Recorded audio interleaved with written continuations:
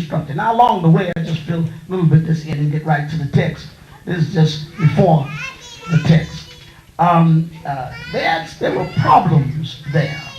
Hiram of Tyre, King of Tyre, and Hiram of Biff, and others figured in the construction of the temple. And there was a conspiracy. And a murder was to have taken place of Hiram of Biff, who had certainly committed himself to the work. He was a strange person, Hiram of Biff. They really didn't know who he was. He suddenly appeared from the east and had a hand in the building of the temple, and in some ways helped the architect, for something had gone wrong with him. They had lost the chief cornerstone, or the cornerstone itself, and a lot was going on. Well, they thought they had killed Hiram of Biff and had him buried, but suddenly he was raised and became and as he was raised, the building was raised. Now, there's a lot of mystery attached to that. Those who have ears, let them hear. Those who have eyes, let them see. A lot of mystery attached to that, because all of a sudden, a dead man was raised and raised as a living perpendicular and straight up, and the work miraculously got done. And in doing so, they had an inner chamber, a middle chamber, and they had floors constructed 3, 5, and 7. Those who have ears, let them hear, and those who have eyes, see. And everything was, and the miracle attached to it, the ignorant architect had lost the cornerstone somewhere and didn't know how to figure. But what he did not know is that the cornerstone they lost was to be found later on, when a new son of a king, not Hiram of Biff, would come forth and be the cornerstone. Now all of that mystery added up to beauty, because there was no beauty like the beauty of Solomon's temple. People came from far and near to see it. The Queen of Sheba came and gasped. She came to find out about his great wisdom, and when she left, she said the half has never been told. He spellbound people with his wisdom, but the temple stood for something. And all of a sudden, a wandering nomadic people who would have been on the level of social service leaders. That's what they would have been. They'd have been welfare folk, because they didn't have any money.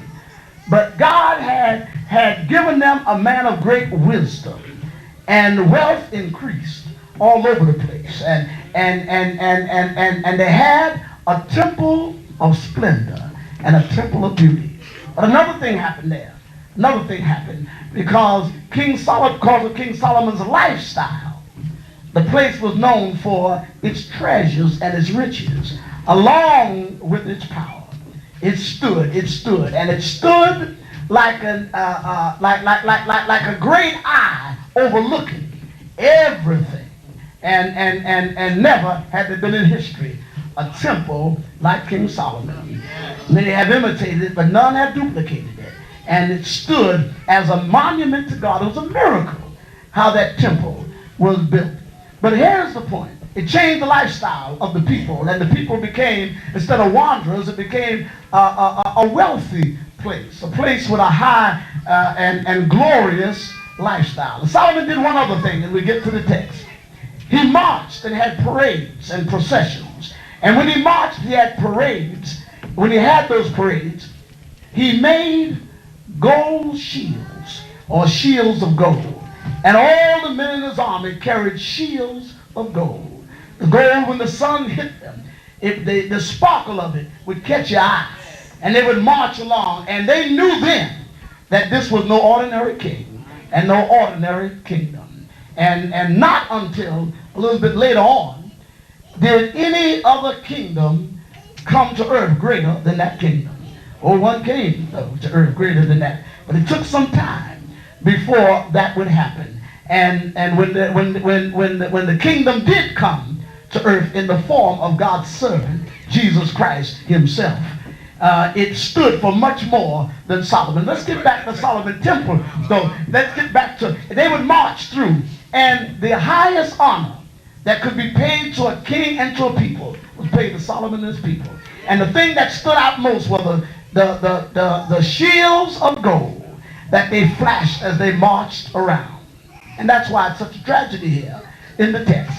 When King Shishak of Egypt comes in to invade and take away the golden shields, taking away the shields of gold. All right, we pick it up there as we view in. We pick up the text here and listen again. He took away all the shields of gold, and King Rehoboam made in their stead brazen shields or shields of brass. The theme and the words of this text immediately draw attention to the reverse now of what they used to have. Before they had from rags to riches, but now they've reversed it because they've gone now from riches to rags. They've gone from the top of the mountain to the bottom. That's the wrong way to climb, isn't it? You want to climb from the bottom of the mountain to the top of the mountain. And then you want to hope to stay up there when you get up there. Climbing the ladder to success means going from rags to riches. The American dream is supposed to be from rags to riches. And yet, a downfall here has made the reverse of that. And what we really got here now is from riches to rags. From Solomon's temple and the shields of gold down to the shields of brass. It is the sad and yet it's the courageous portrait of a man, a king, Rehoboam, who loses the treasures of his kingdom, loses the riches of his temple, and then must surrender the valuable and the prestigious shields of brass. They come in and take them away from them. It's sad. It is about this loss that brings about the traumatic circumstances of sadness that triggers the courage to substitute these shields of gold. Like that stuff. And what does he substitute them for? Shields of brass.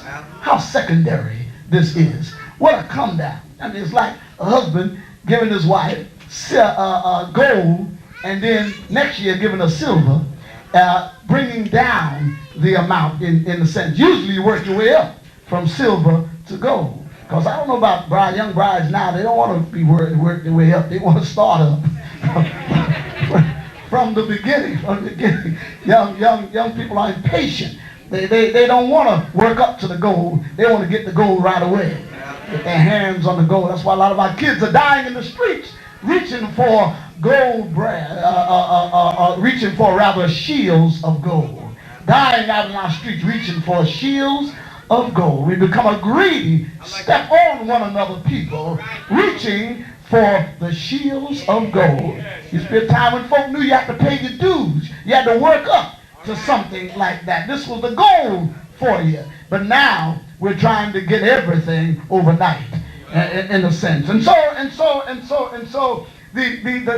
the sadness here is that he has to go down. For gold happens to be that precious yellow, that precious metal, the highest that one reaches for. To reach a golden age, to be considered as good as gold.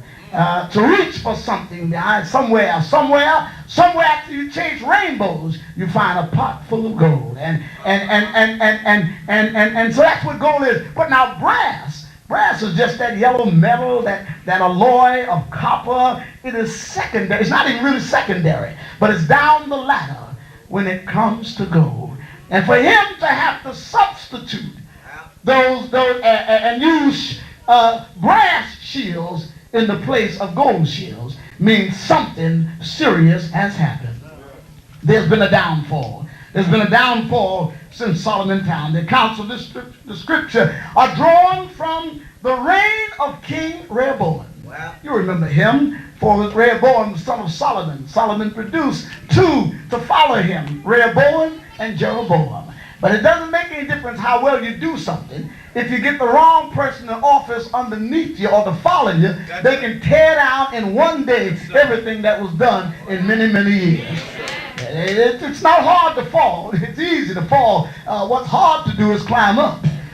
But falling is fast. It happens fast. And so Jeroboam and Rehoboam, now which one is going to reign as king? Well, they didn't have a contest, preachers. They didn't really have a contest, but I tell you what they did do.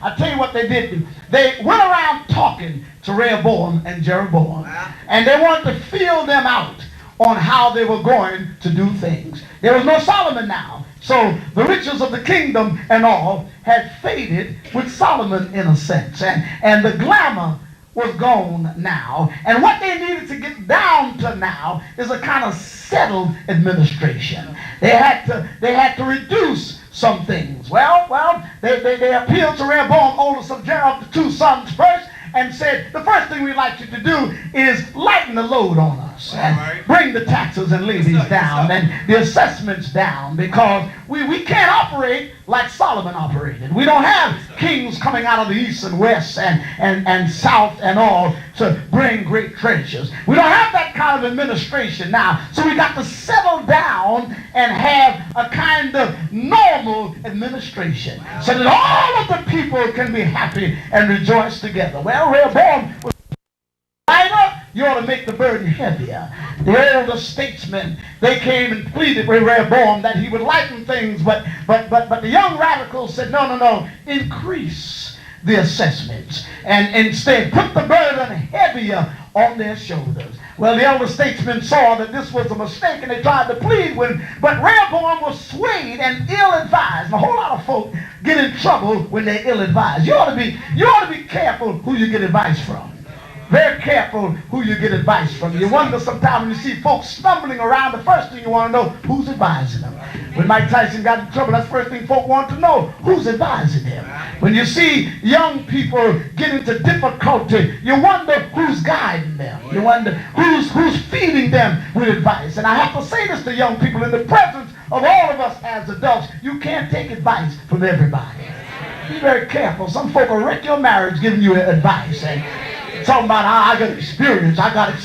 And I told you many times, you heard me say this, and this is the truth. No question, I can call a lady's name. So in my former pastorate there, we had a lady who was, she was popular for advising all young brides. I'm there trying to counsel the bride and groom, and she's meeting them later on, trying to tell the bride, now don't let no man do this, and don't let no man do that, and whatnot, and just filling the bride's head. And I'm sure the grooms had it too, but I know her in particular, and it kept right on. I really didn't know who it was till I found out, and we had a private audience with her when I found out. But there she was.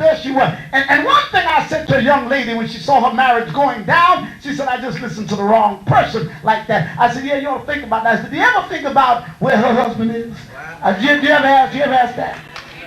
And not only where he is, where they are. Did you ever? She said, well, I didn't know. She's not a widow. I said, they're all alive somewhere. Somebody who can't keep their own husband, how are they going to advise you to keep yours? If you can't live right, you can't tell me how to live right.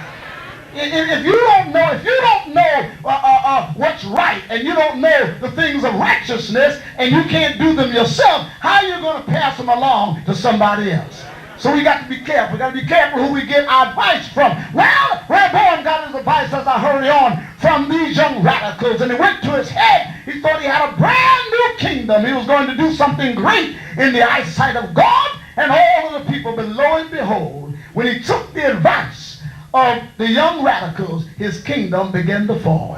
Not only did it begin to fall, but we have a divided kingdom now between the south and the north. We no longer just have one Israel, but we've got Israel, we've got the northern kingdom and the southern kingdom. What Solomon tried to do in unity was destroyed now, for Jeroboam now moved in the eyes of the people. He took the advice of the elder statesmen, and not only did he take their advice, but 10 tribes of Israel, read it when you go home, 10 tribes of Israel left and went behind Jeroboam. Jeroboam could no longer keep alive an administration with 10 tribes, and you know how many tribes there were, 12. He only had 2 left. And 10 of them with their people and their ancestors went behind Jeroboam. Jeroboam went on his way. But that's another story, how that kingdom developed. I want to stay here with Rehoboam for a little while because sometimes we got to look at both sides of a picture. And sometimes we've got to understand what goes on inside of a person. It is not whether whether you'll fall. It is not whether you make a mistake, but it's what you do after you make a mistake. It's how you get up after you fall. Everybody coming through life, you're going to make some mistakes. You know, somehow folk are hard on folk who make mistakes, just like they've never made one at all. We get so sanctimonious sometimes that we're hard on people who make mistakes, and we don't even let them forget it. But we've got to remember that we're human, all of us, and prone to make some kinds of mistake. That's not where it is. When I talk to folk who tell me about errors and things they've made, it isn't the blunder we need to talk about. It isn't the mistake. It isn't the fall. We've got to talk about what are you going to do about getting up again? How are you going to come back? How are you going to reverse it now that things have happened? Are you going to continue to remain where you are, feeling sorry for yourself and keep on going down? Or will you put the brakes on and try to break the fall and get back up and do something with your life? This is the position that we have Rehoboam in now. His kingdom is now fast going away from him. Those who even advised him in the wrong direction have left him. Those who tried their best to uphold him and what he was doing, they have moved away from him. And we find Rehoboam now not only in a terrible state, but a pitiful state. He becomes the most pathetic person because not so much that he's lost the kingdom, but also because of the fact that he has lost himself. For when you fall like that, first of all, it's humiliating to yourself. And you're the one that you can't live with. And you realize that you've made a mistake. Well, let's tune in for a little while and see what happened. Here comes now the straw that breaks the camel's back. It's not enough that 10 tribes walk away from him. It's not enough that they have come in now and usurped much of his power and prestige. It's not enough that his popularity is going down, but the shields of gold made by his father, King Solomon. Those shields of praise that glittered in the sun when they marched as a procession in a triumphant army. Those shields of gold that depicted power and glory. For it wasn't the money of Solomon, but it was the shields of gold that reminded folk that here was somebody on top. Here was a people that God had brought from rags to riches. Here were the people that God had brought from the shepherd field to the throne. Here are the people that God had brought from a mighty, mighty long way. And those of us who trust God know that God can bring us from a mighty long way. I don't care where you are right now. God has the power to take you from where you are to where you ought to be. I thank God that God still promotes and God still elevates, and all power is still in his hand. And so I'm not moved when little powers pop up here and there, when little groups get together and click and caucus here and there. Talking to a church without a pastor just yesterday, and some of the members saying, Reverend, you wouldn't recognize the church. I said, what's the matter? Cliques and caucuses all over the church. You can't even say amen in the church without somebody looking at you in a suspicious manner. People that begin to regulate the amens, begin to kind of measure the amen. The Spirit is not leading. Their own ideas and opinions are leading, making a mockery out of all that God has done for it. I said, don't worry about that. Wait on the Lord. For if you wait on the Lord, God will make everything all right. Once God's servant get there, it'll be a different picture. For when God lays his hand on somebody, then the whole picture begins to change. I tell young preachers, don't worry about what church you're going to pastor. Let God lead you. If you let God lead you, God will put you where God wants you to be. You don't have to knock somebody else down to get ahead. You don't have to cut somebody else's throat to get ahead. You don't have to scandalize and lie on anybody to get ahead. God promised that he'll elevate you.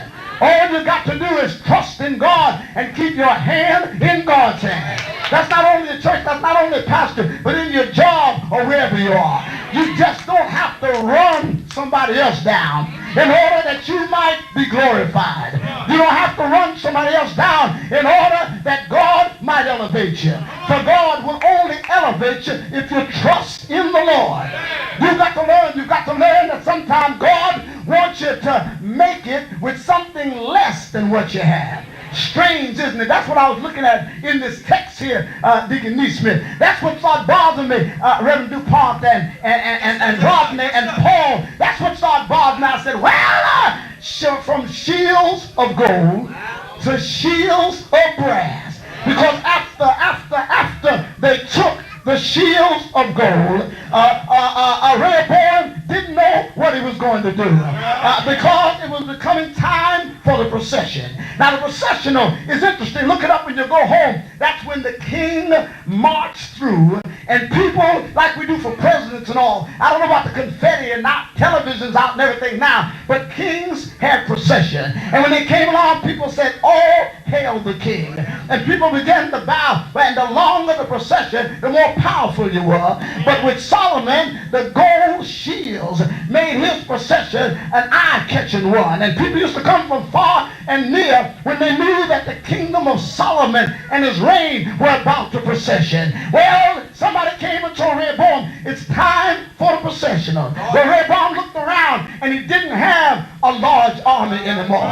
He didn't, and I don't care who you are, if you're done, I don't care what you go through in life, you're going to look up one day and not have as much as you used to have. Sometimes, remember when you were stronger and more alert, you had folk all around you. You had people calling you night and day. But death has come in and has taken some of those friends away, and you find yourself all by yourself. I was reading the autobiography of George Burns, a comedian who's lived a long time. He said, I've lived generation after generation.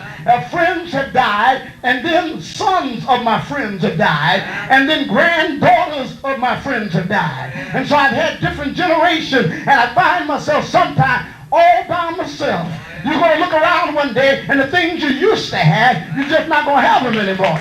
I don't care what it is in life, it all leaves us after a while. Little by little, things begin to get away from us. Well, Rehoboam looked around, didn't have the tribe, didn't have the power, didn't have the glitter, didn't have the gold that taken away the gold shield. And now it's processional time. Well, what you going to do? Well, let me just cut it short here. Now, the decision is left in your hands. Well, you got three things you can do, Brother Rehoboam. I'll preach this another time. I want to cut right to it. You got three things that you need to do, and three things that kings do when they're about to come down from their throne.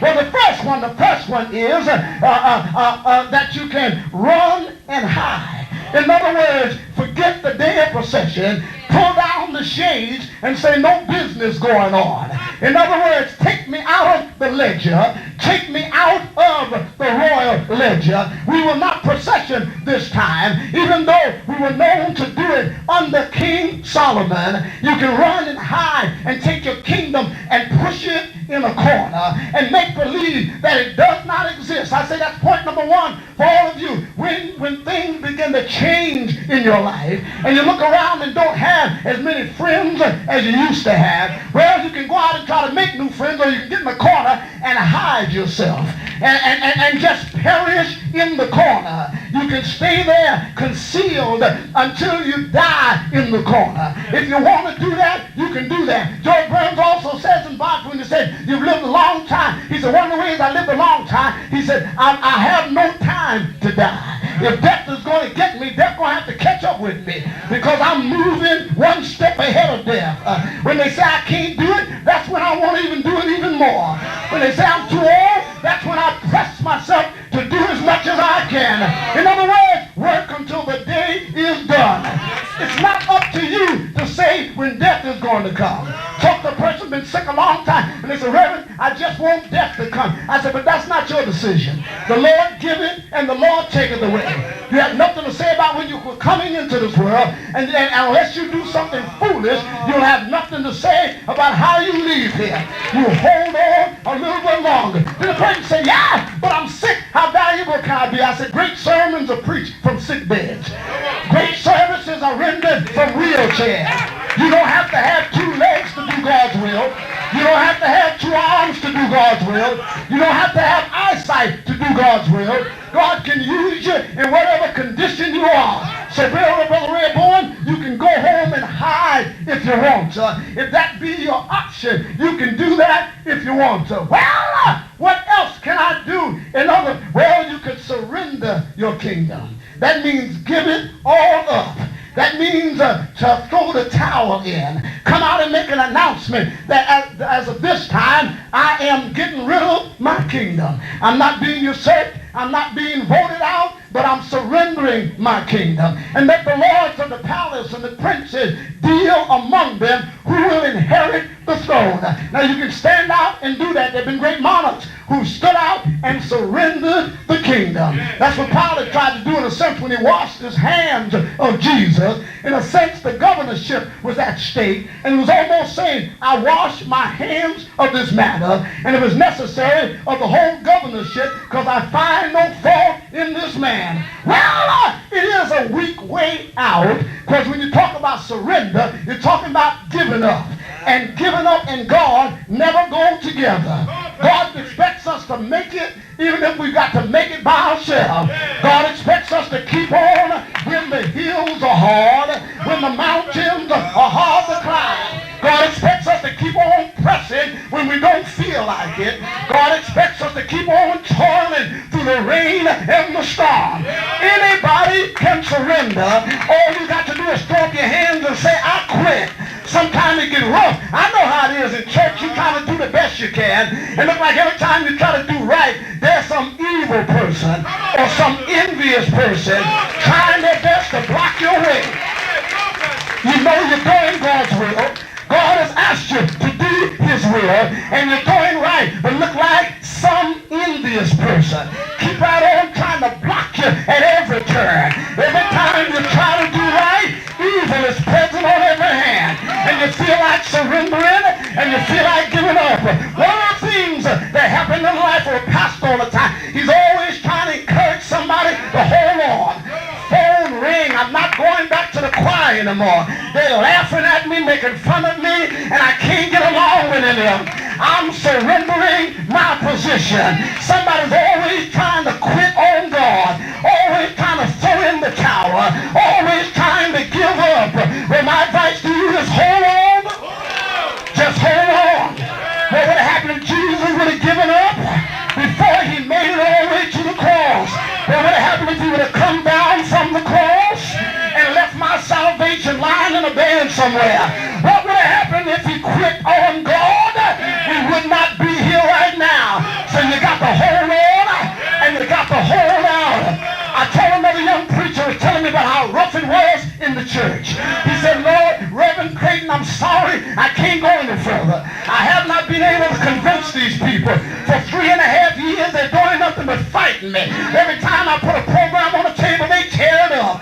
Every time I try to do something good, they mock me. And every time they agree on one thing, before I know it, for the end of the week, they're doing something else. So I feel like my talents are being wasted here. I said to him, well, let me say something to you.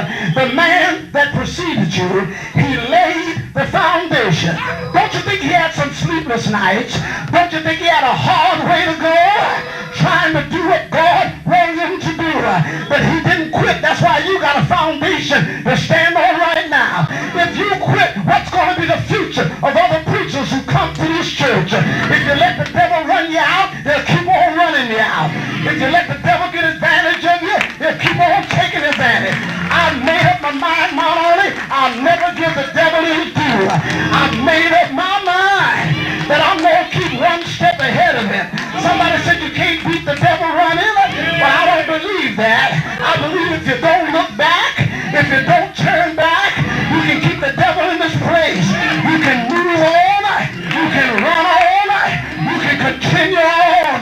So surrender's out of the question. Well, what's the last thing? If he's not going to hide himself and take the kingdom and put it in rags somewhere, if he's not going to surrender, what's the third thing? Well, the third thing, obviously, is the most tragic. That's suicide. He could kill himself. Monarchs, and I looked this up, monarchs have been known to take their life when their kingdom had left them, when their powers were gone, when they lost their riches, when they lost the splendor, when the gold gold was taken away from him. Not only kings, but somebody in business know what I'm talking about. Somebody know about jumping from roofs just because you can't get what you want to get, and because things have gone in the opposite direction where anybody can take their life. It doesn't take a lot of courage to take your life, because all you got to do is give up and your life will be gone from you. That's all you got to do before your heart stops beating. You'll be dead anyhow. Anytime you want to give up the most precious gift that God has given us. I come that they might have life and have it more abundantly. I don't care how poor you are, it's precious to keep on living. I don't care how sick you are, it's still precious to keep on living. For where there is life, there is hope. Where there is life, you got hope for tomorrow. Things may be dark today, but it'll be all right in the morning. Things may look down today, but it'll be all right in the morning. All you got to do is continue to trust God. Don't let the devil tell you to take your life. Don't let the devil cut you off from your blessing. Don't let the devil rob your joy. Don't let the devil squeeze the life out of you. Now that's the three things that Rehoboam could have done. But there's one more thing, and I'm going to close on this one. There's one that happened when deacon days are over. What happened when you can't direct anymore? What happened when you can't pray anymore? What happened when you can't be presiding anymore? When you're no longer in the spotlight? Are you a gold shield person that you got to have gold all the time? That you can't laugh unless you got gold. You can't smile unless you got gold. See, gold-struck people are those who think they got to stay on the mountain. When the honeymoon is over, you got to learn how to live with one another. When you make a mistake, you got to learn how to get back up. That's like taking off the best and putting on less. That's like stepping down one step. That's like taking the second choice. That's like backing up a little bit. I talked to a preacher. A preacher said, I don't like a preacher to call me to fill somebody else's space because he should have called me in the first place. I said, well, it doesn't make any difference to me. If I can pinch it, I'll pinch it. If I can come on second, I'll come on second. I don't have to be in the gold spot. I don't have to have a crown on my head. I've learned how to make it on brass. I don't have to have gold all the time. I've learned how to make it on brass. If I got a lot of money, that's all right. If I don't have a lot of money, I know somebody who can multiply what I got. You're not going to always have money or gold for a multitude, but God will take 5 little oil and 2 small fishes. That's when you're making it on brass. You're making it on brass when you can step down and still hallelujah. If you can only say hallelujah when you're riding on gold, there's something wrong with you. If you got to feel right all the time, every time you do something, that means you're living on gold. I got to have golden health. I got to have friends all around me. Nobody can lie on me. I got to have plenty of money. Got to have a good car to ride in. Got to live in a mansion. That's gold-struck folk. I've learned how to make it on brass.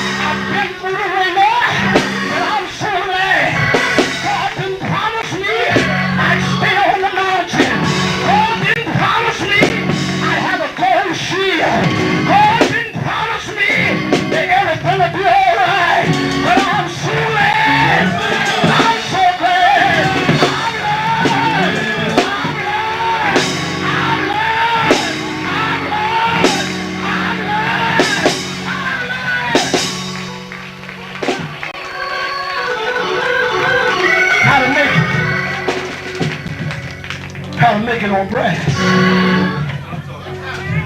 I close. Young couple came to me about 3.5 months ago. So, Reverend, you married us about 6 years ago. We want to talk to you. About to split up now. And we just thought we'd like to talk to you so we can have a pleasant breaking up. All right, they came and sat down. He looked stern, and she looked stern. And then they start talking about property, things of that kind. But something troubled me. Brother Gilmore, something troubled me. And what troubled me was, why are they breaking up? And so I said, can I just ask the question?